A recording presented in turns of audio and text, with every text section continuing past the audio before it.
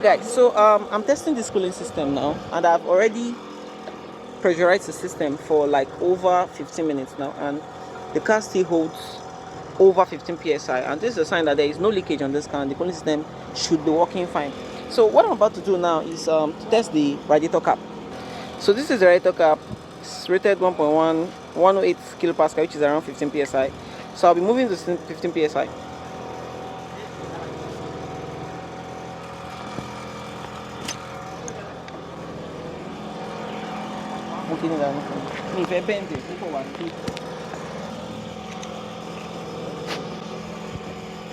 And so this is my setup for testing the radiator cap. So I'll be pumping it here, and it should hold pressure. If it's not holding pressure, then the cap is bad. As you can see, it's barely holding pressure. It should be holding 15 psi. You can see it's barely holding pressure. So this cap is bad. Here we can confirm where it's actually leaking from, so we can know that it's not our tools that is actually bad. You can see. So this cap is not actually functioning properly. So we'll be replacing this cap here. So for perspective here, you can see the bubbles coming up from the radiator cap there.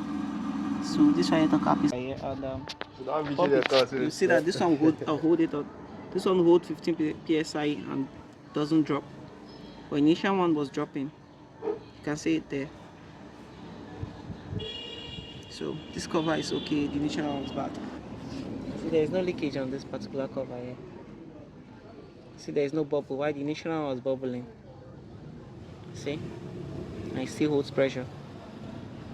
So this cover is okay. The other one's bad. So the cover is the challenge of this car.